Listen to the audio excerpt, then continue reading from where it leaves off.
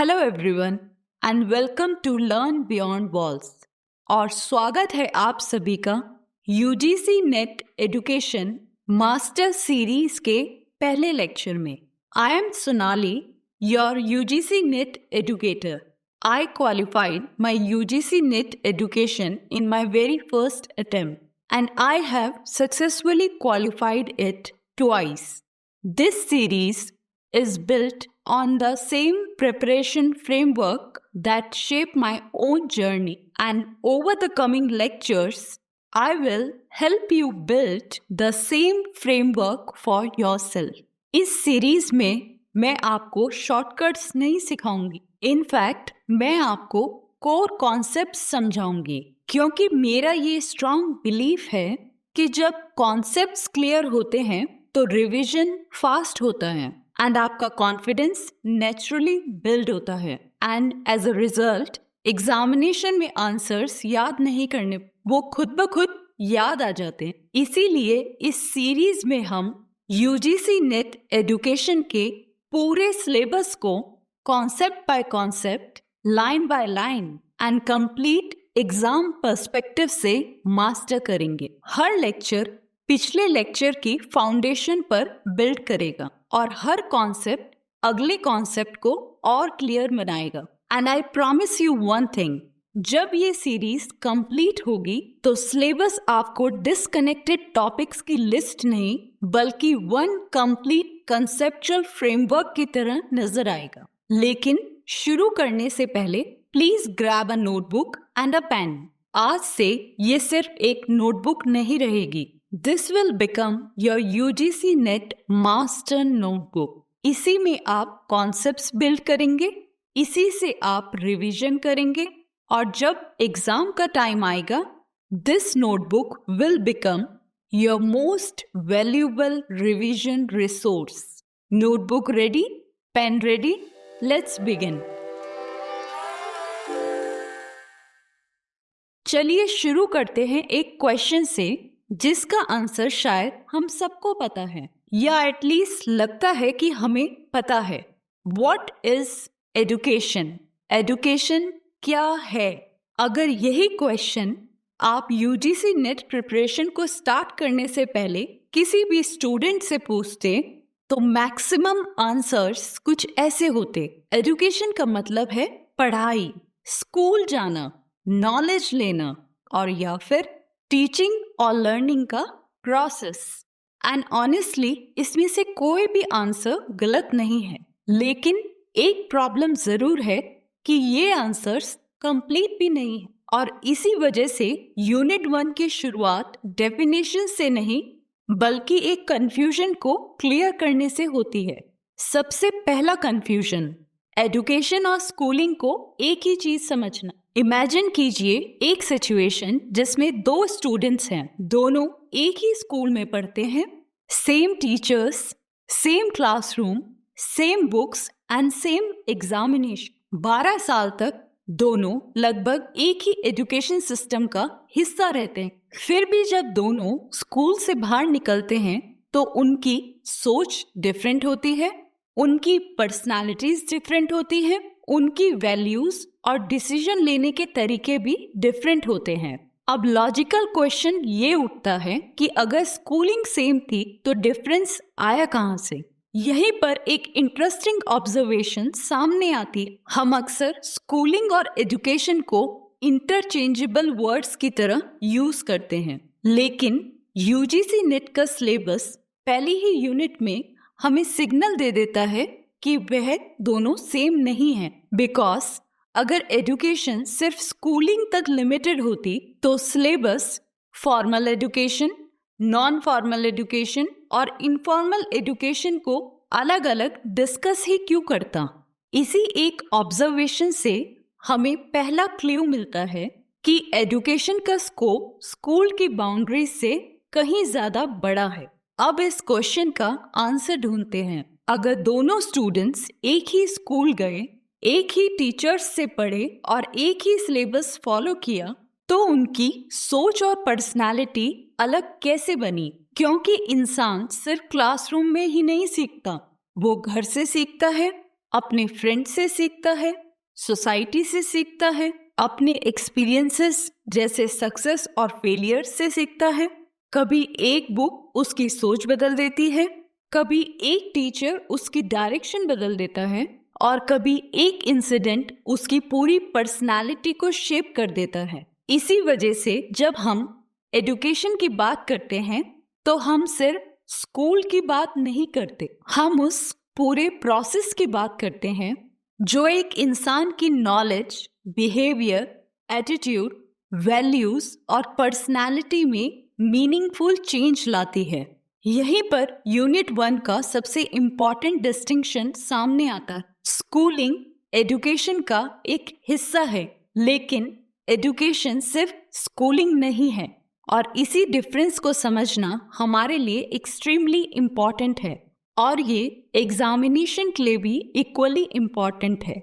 एक बार सिलेबस पर नजर डालिए। Formal education, non formal education, informal education and agencies of education. Syllabus खुद हमें पहला सिग्नल देता है दैट एजुकेशन का स्कोप स्कूल की बाउंड्रीज से बहुत आगे तक जाता है, और इसी वजह से दुनिया भर के एजुकेशनिस्ट एजुकेशन को एक ही सेंटेंस में डिफाइन नहीं कर पाए। हर थिंकर ने एजुकेशन का एक नया डायमेंशन एक्सप्लेन किया, लेकिन उन डेफिनेशंस को समझने से पहले एक और बेसिक क्वेश्चन क्लियर करना जरूरी है।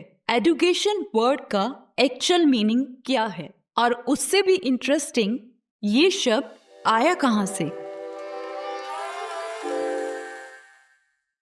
इसी क्वेश्चन का आंसर हमें एजुकेशन के ओरिजिन तक लेके जाता है।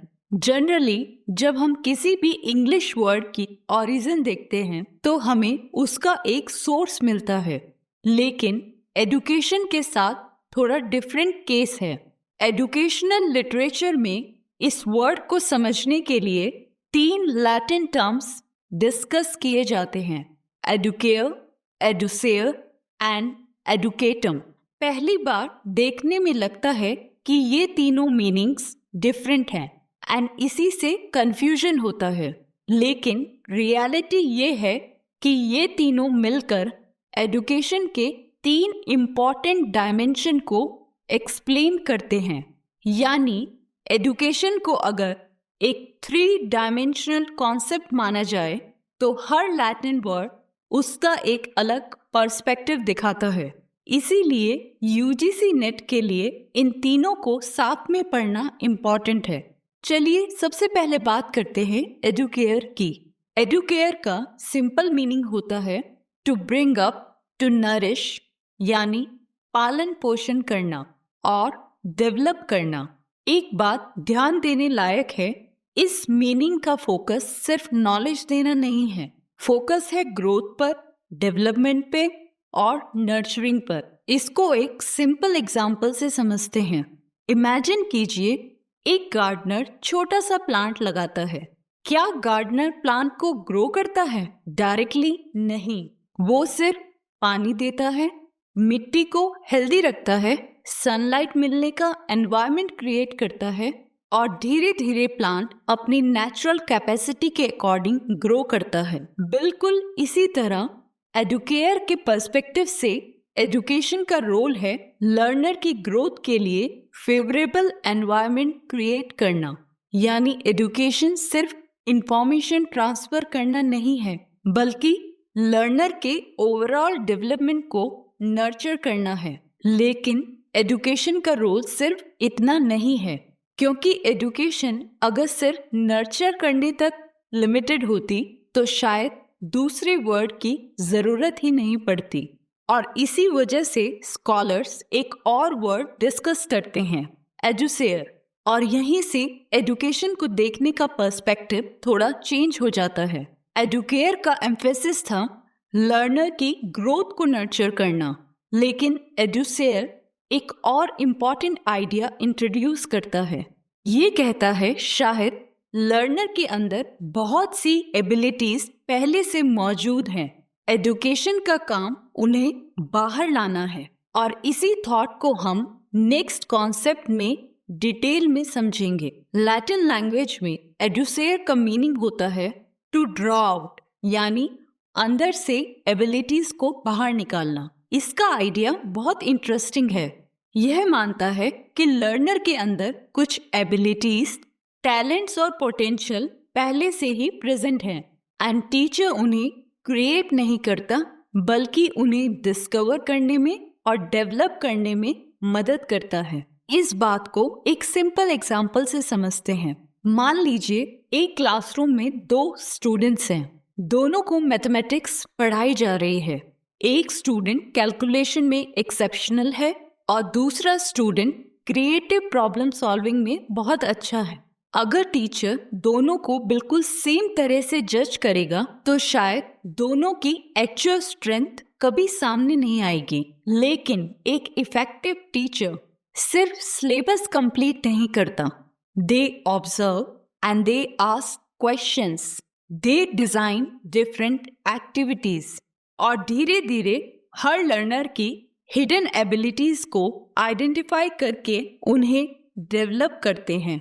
इसी प्रोसेस को एडुसेयर एम्फसाइज करता है, यानी एजुकेशन का काम सिर्फ नॉलेज देना नहीं, बल्कि लर्नर के अंदर की बेस्ट क्वालिटीज को बाहर लाना है। और अब आते हैं तीसरे लैटिन टर्म पर, एडुकेटम।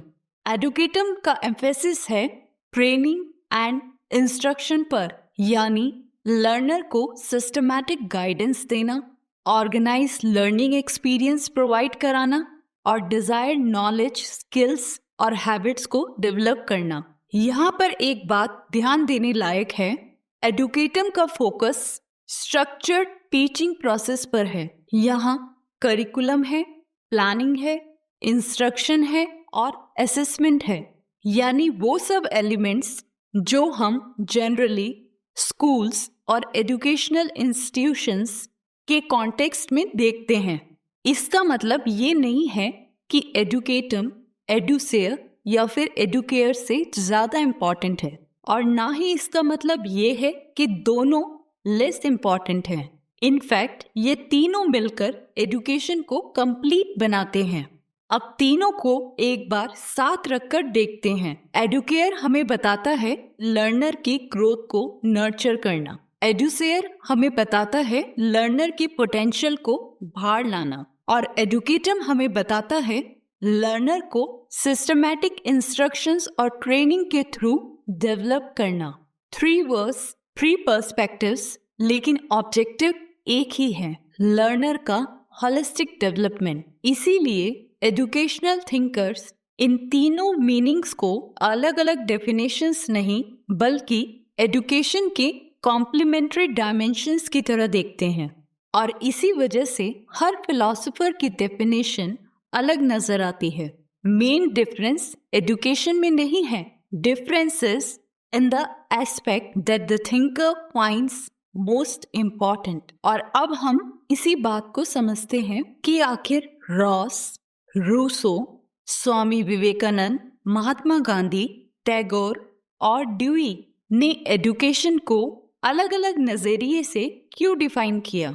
इस पॉइंट पर आकर स्टूडेंट्स अक्सर एक कॉमन मिस्टेक करते हैं। वो रॉस की डेफिनेशन अलग याद करते हैं, रूसो की डेफिनेशन अलग, गांधी जी की अलग और डीवी की अलग। इससे रिजल्ट क्या होता है? एग्जाम हॉल में ऑप्शंस देखकर सारी डेफिनेशंस मिक्स होने लगती हैं। इसका एक सिंपल रीजन है, हम डेफिनेशंस को रटने की कोशिश करते हैं, उनके पीछे की थिंकिंग नहीं समझते। इसको एक सिंपल एग्जाम्पल से समझिए। सोचिए अगर 5 स्कॉलर्स हिमालय के चारों तरफ खड़े हो जाएं, तो नॉर्थ में खड़ा पर्सन स्नो पीक्स को डिस्क्राइब करेगा, साउथ वाला डेंस फॉरेस्ट को डिस्क्राइब करेगा और ईस्ट में खड़ा पर्सन सनराइज को डिस्क्राइब करेगा। क्या इनमें से कोई गलत है? बिल्कुल नहीं। हर स्कॉलर उसी माउंटेन का वो हिस्सा डिस्क्राइब कर रहा है जो उसके व्यू पॉइंट से सबसे प्रोमिनेंट दिखता है। एजुकेशन के साथ भी एग्जैक्टली ऐसा ही है, हर थिंकर ने एजुकेशन को देखा, लेकिन हर किसी का प्राइमरी एम्फेसिस अलग था। चलिए एक एक करके इन सभी थिंकर्स के पर्सपेक्टिव को डीपली समझते हैं। शुरुआत करते हैं रॉस से। According to his definition, education is the modification of behavior in a desirable direction. इनका कोर लेंस था बिहेवियर का मॉडिफिकेशन। रॉस के अकॉर्डिंग एजुकेशन का रियल पर्पस सिर्फ इंफॉर्मेशन कलेक्ट करना नहीं है। अगर किसी स्टूडेंट ने सारे फैक्ट्स याद कर लिए लेकिन उसके बिहेवियर में कोई पॉजिटिव चेंज नहीं आया, तो रॉस के अकॉर्डिंग वो एजुकेशन कंप्लीट नहीं है। यहाँ पर डेफिनेशन में एक वर्ड पर एक्स्ट्रा फोकस दीजिए, डिजायरेबल। हर बिहेवियर चेंज एजुकेशन नहीं होता, सिर्फ वो चेंज जो इंडिविजुअल और सोसाइटी दोनों के लिए पॉजिटिव, कंस्ट्रक्टिव और वैल्यू ड्रिवन हो, वही ट्रू एजुकेशन है। अब इसको एक एग्जाम्पल के थ्रू समझते हैं। सोचिए एक स्टूडेंट जो पहले सड़क पर कचरा फेंकता था, एजुकेशन मिलने के बाद ना वो सिर्फ डस्टबिन सर्च करके कचरा डालता है, बल्कि दूसरों को भी सिविक रिस्पॉन्सिबिलिटी सिखाता है। ये जो पॉजिटिव और रिस्पॉन्सिबल चेंज आया, यही रॉस की नज़र में ट्रू एजुकेशन है। अब एक एग्जाम रिकॉल कीवर्ड नोट कीजिए, desirable behaviour modification equals to Ross. अब आते हैं अपने नेक्स्ट थिंकर की तरफ, जो है रूसो।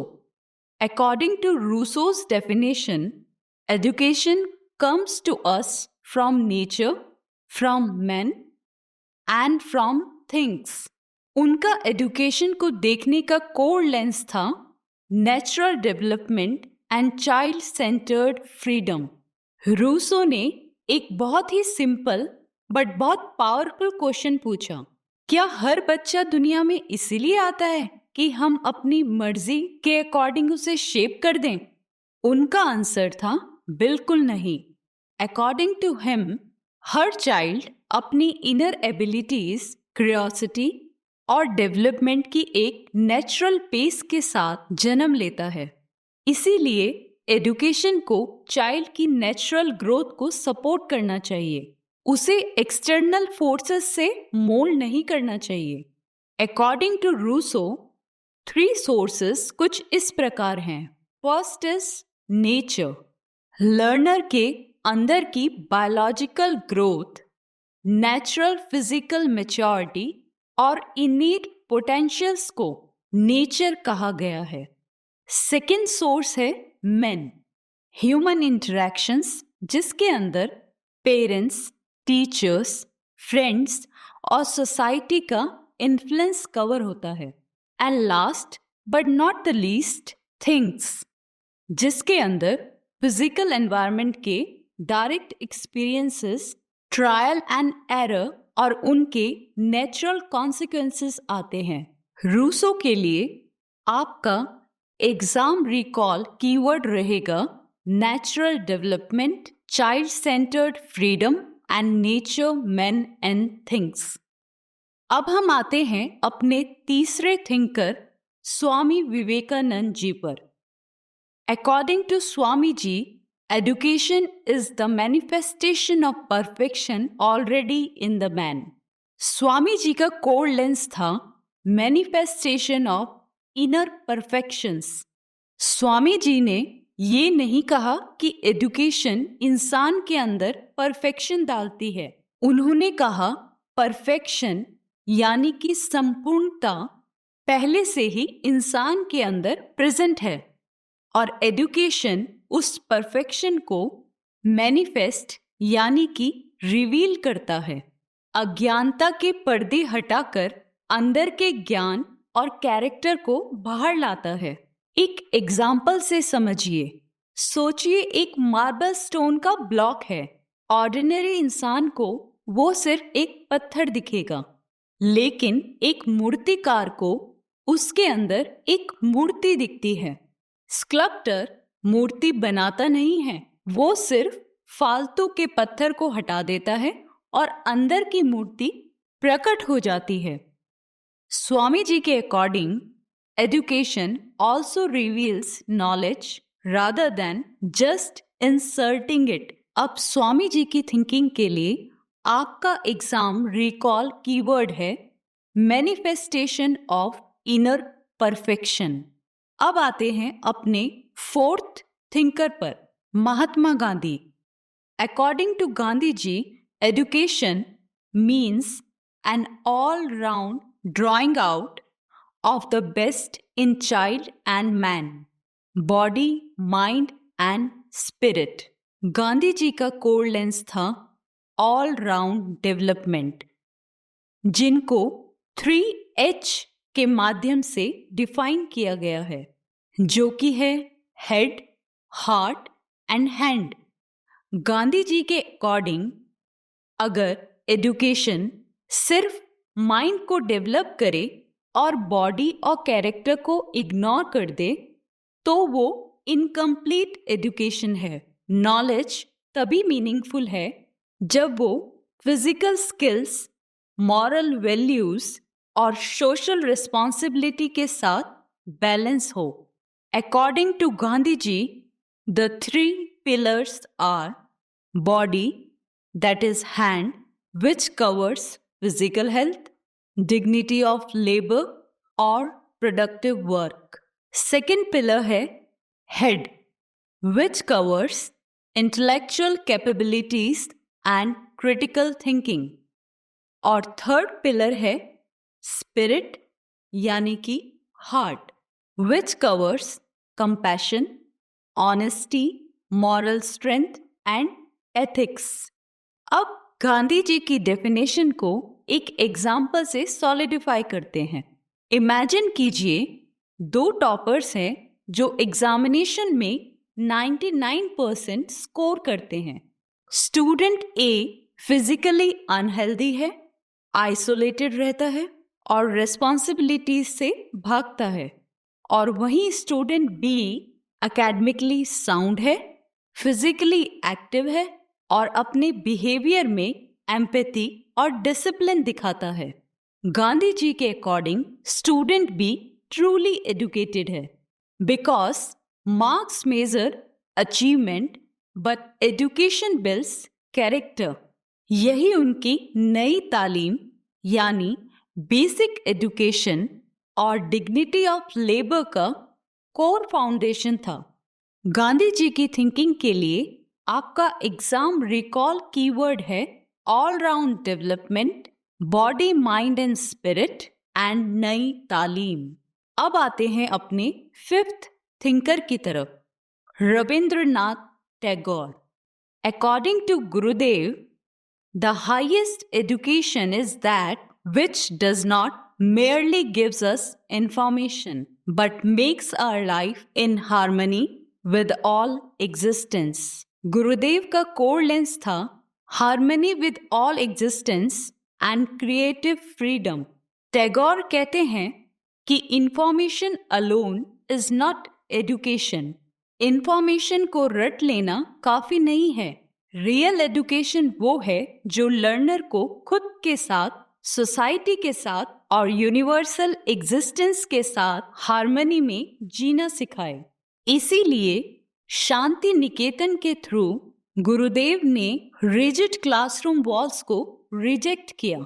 उनका मानना था कि लर्नर अगर 4 दीवारों के अंदर बंद रहेगा तो उसकी ग्रोथ रिस्ट्रिक्ट हो जाएगी।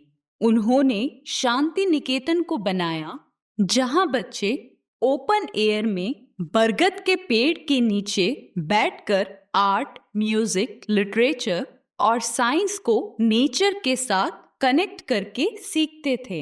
गुरुदेव की इसी फिलॉसफी से इंस्पायर होकर मैंने इस चैनल लर्न बियॉन्ड वॉल्स की फाउंडेशन रखी है, ताकि आप सब कोचिंग सेंटर्स और कॉलेजेस की बाउंड्रीज के बाहर एजुकेशन को समझ पाएं। और रविंद्रनाथ टैगोर की थिंकिंग के लिए आपके एग्जाम रिकॉल कीवर्ड्स रहेंगे harmony with all existence, freedom and nature and Shanti Niketan. अब आते हैं अपने फाइनल थिंकर की तरफ, John Dewey. According to Dewey, education is not preparation for life. Education is life itself. Dewey का कोड लेंस था experience and learning by doing. Dewey कहते हैं स्कूल कोई वेटिंग रूम नहीं है जहां आप फ्यूचर की लाइफ की तैयारी करते हो। स्कूल खुद लाइफ का एक डायनामिक पार्ट है। उन्होंने पैसिव रोट लर्निंग को चैलेंज किया और एक्टिव नॉलेज कंस्ट्रक्शन पर एम्फेसिस दिया। Classroom as a miniature society. उनके अकॉर्डिंग क्लासरूम एक मिनी सोसाइटी होनी चाहिए जहां learners group projects, scientific experimentation और कोलैबोरेटिव प्रॉब्लम सॉल्विंग के थ्रू रियल लाइफ सिचुएशंस को हैंडल करना सीखें। एक एग्जाम्पल देती हूँ। एक स्टूडेंट साइंस बुक से लॉस के रट्टे मार रहा है। ऑन द अदर हैंड दूसरा स्टूडेंट लैब में एक्सपेरिमेंट करके, मिस्टेक्स करके और डेटा को एनालाइज करके फॉर्मूला ड्राइव कर रहा है। रियल लर्निंग दूसरी सिचुएशन में हो रही है क्योंकि वहां लर्नर एक्टिवली डूइंग से सीख रहा है, लर्निंग बाय डूइंग। और डीवी के लिए एग्जाम रिकॉल कीवर्ड रहेंगे experience, learning by doing, miniature society. अब सभी थिंकर्स को एक बार समराइज कर लेते हैं। Ross connects with behaviour modification, desirable behaviour change. Rousseau connects to natural development, nature, men and things, and child-centered freedom. Vivekanand connects to inner perfection, manifestation of perfection. Gandhiji connects to holistic growth, all-round development, body, mind and spirit, and Nai Talim. Tagore connects to cosmic integration, harmony with all existence, freedom and nature. And lastly, DV connects to experiential learning. Education is life, learning by doing, and miniature society. सभी thinkers की definitions को समझने के बाद अब एक logical question उठता है, आखिर सभी थिंकर्स के व्यूज इतने अलग क्यों थे? इसका आंसर हमें लेकर जाता है फिलॉसफी की तरफ। फिलॉसफी का सिंपल मतलब है लाइफ, रियलिटी, एग्जिस्टेंस, ट्रुथ और ह्यूमन वैल्यूज के बारे में सिस्टमैटिकली, क्रिटिकली और रैशनली सोचना। फिलॉसफी कोई हैवी बुकिश थ्योरी नहीं है। ये वो इनविजिबल फ्रेमवर्क या लेंस है जिसके थ्रू हम दुनिया को देखते हैं और अपने डिसीजन लेते हैं। हर इंडिविजुअल, टीचर और सोसाइटी की अपनी एक फिलॉसफी होती है जो उनके एक्शंस को गाइड करती है।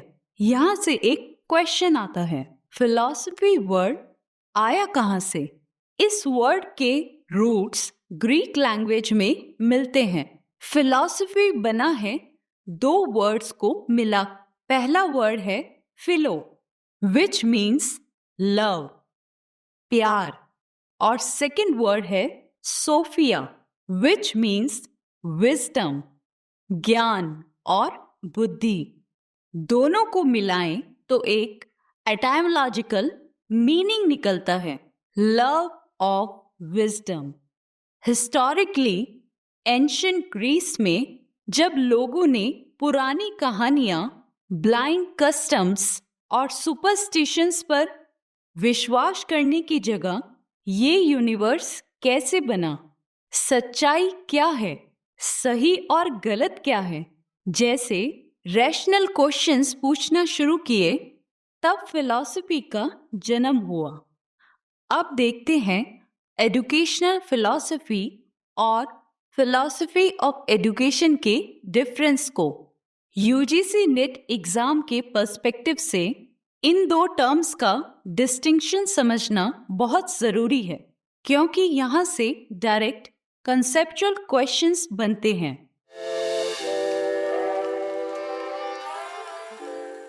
फिलॉसफी ऑफ एजुकेशन, ये फिलॉसफी की वो थ्योरेटिकल ब्रांच है जो एजुकेशन के fundamental concepts, AIIMS, values and assumptions को क्रिटिकली एनालाइज करती है। ये सेंट्रल क्वेश्चन पूछती है, एजुकेशन का अल्टीमेट पर्पस क्या होना चाहिए, या फिर नॉलेज नेचर में क्या है।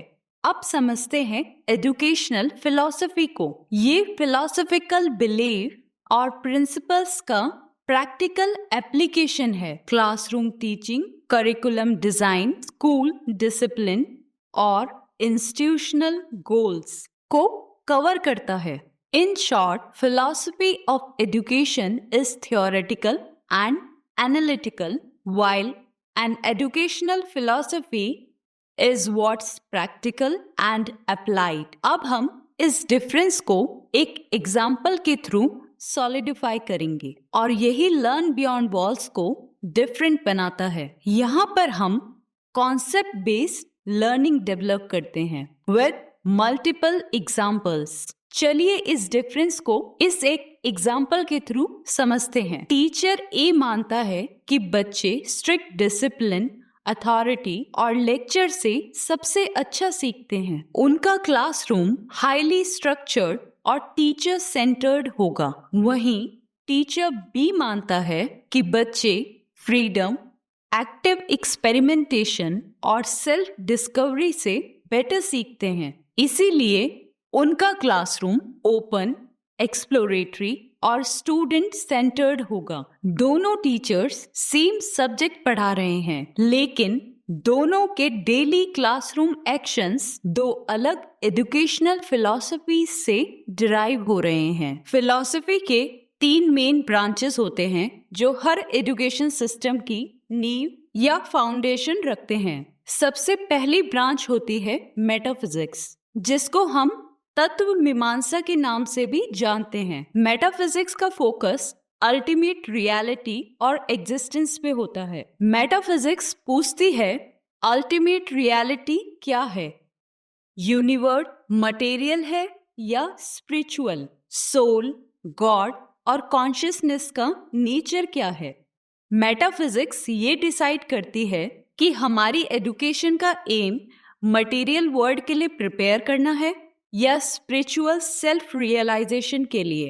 अब आते हैं एपिस्टेमोलॉजी पर, जिसका फोकस होता है थ्योरी ऑफ नॉलेज पर। एपिस्टेमोलॉजी क्वेश्चन करती है कि वैलिड नॉलेज यानी सच्चा ज्ञान क्या है?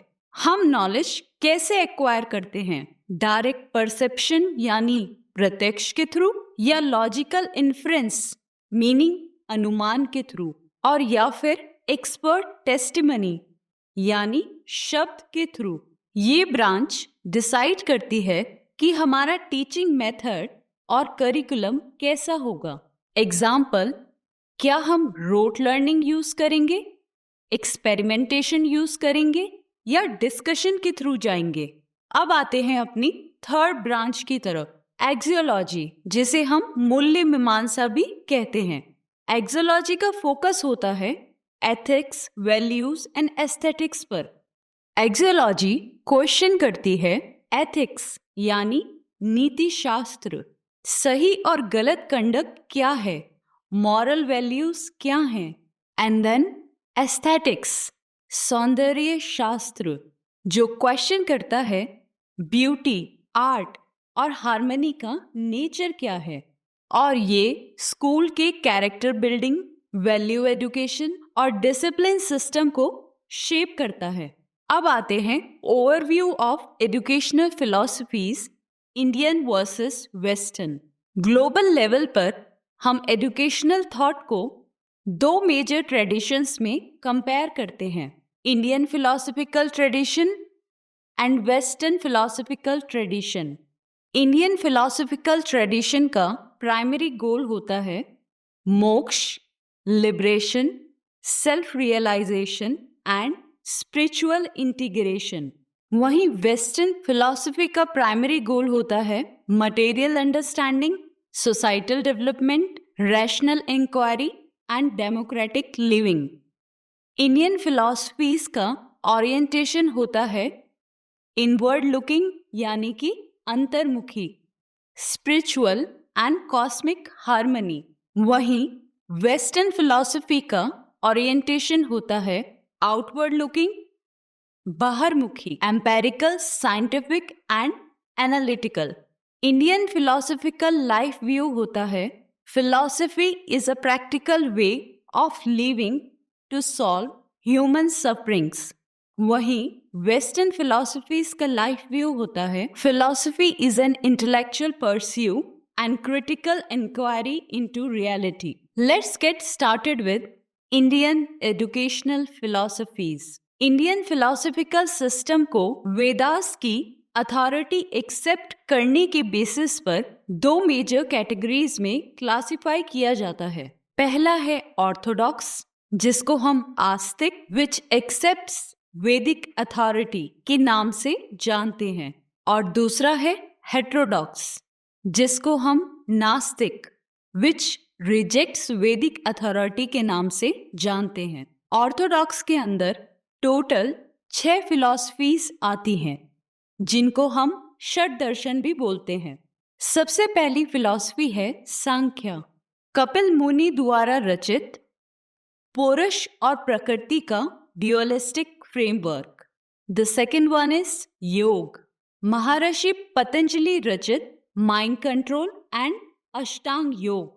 थर्ड पर आता है पूर्व मीमांसा, महर्षि जैमिनी द्वारा रचित वैदिक रिचुअल्स पर एम्फेसिस करता है। फोर्थ पर आता है उत्तर मीमांसा यानी वेदांत, शंकराचार्य द्वारा रचित उपनिषद, ब्रह्मांड और आत्मा का ज्ञान। फिफ्थ पे आता है वैशेषिका, महर्षि कन्नड़ द्वारा रचित एटॉमिक थ्योरी और फिजिकल रियलिटी का कैटेगराइजेशन। एंड फाइनली आता है न्याय, महर्षि गौतम द्वारा रचित लॉजिक, एपिस्टेमोलॉजी एंड वैलिड प्रमाणास। अब आते हैं हेटेरोडॉक्स की तरफ, जिसके अंदर 3 मेजर स्कूल ऑफ फिलॉसफीज आते हैं, Buddhism, Jainism and Charvaka. Buddhism के फाउंडर हैं लॉर्ड गौतम बुद्धा, जैनिज्म के फाउंडर हैं लॉर्ड वर्धमान महावीरा, और चारवाक एक मेटेरियलिस्टिक स्कूल है जिसमें डायरेक्ट परसेप्शन यानी प्रत्यक्ष ही एकमात्र प्रमाण है। इस सीरीज के आने वाले डेडिकेटेड यूनिट 1 मास्टर क्लास के पार्ट 2 में सबसे पहले हम इन 5 इंडियन फिलॉसफीज को डेप्थ में कवर करेंगे। ऑर्थोडॉक्स यानी आस्तिक के अंदर हम कवर करेंगे सांख्य, योग एंड वेदांत, और हेटेरोडॉक्स यानी नास्तिक के अंदर हम कवर करेंगे Buddhism and Jainism.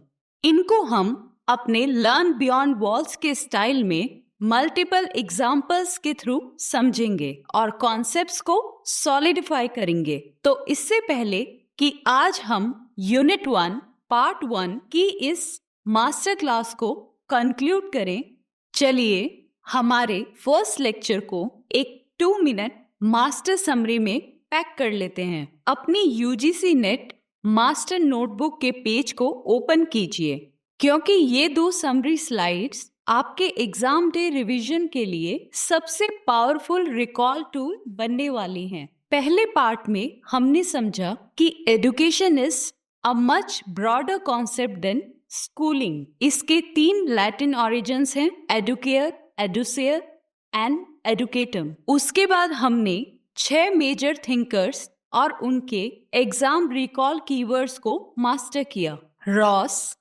Rousseau, Swami Vivekananda, Mahatma Gandhi, Rabindranath Tagore and John Dewey. Video के दूसरे पार्ट में हमने देखा कि ये सभी डेफिनेशंस आती हैं एजुकेशनल फिलॉसफीज से। हमने फिलॉसफी की 3 कोर ब्रांचेस को कवर किया, जैसे मेटाफिजिक्स, एपिस्टेमोलॉजी एंड एक्सोलॉजी। हमने देखा कि इंडियन थॉट इनवर्ड और स्पिरिचुअल सेल्फ रियलाइजेशन यानी मोक्ष पर फोकस करता है, वहीं western thought outward, scientific and rational inquiry पर। और इंडियन फिलॉसफीज के दो मेजर स्ट्रीम्स के बारे में जाना, जो कि हैं आस्तिक यानी ऑर्थोडॉक्स एंड नास्तिक यानी हेट्रोडॉक्स। इनके बीच का डिफरेंस आप कमेंट्स में मुझे बताइए। इन सारे पॉइंट्स को अपनी मास्टर नोटबुक में रिवाइज्ड रखिए और मैं आपसे मिलती हूँ नेक्स्ट मास्टर क्लास में, जहां हम स्टार्ट करेंगे अपनी पहली dedicated Indian philosophy, Sankhya philosophy. Did you enjoyed today's learning? तो लाइक बटन को प्रेस कीजिए और चैनल को सब्सक्राइब कर लीजिए और अपने UGC net education aspirant friends के साथ इस वीडियो को शेयर कीजिए। मिलते हैं नेक्स्ट लेक्चर में। Until then, keep learning beyond walls.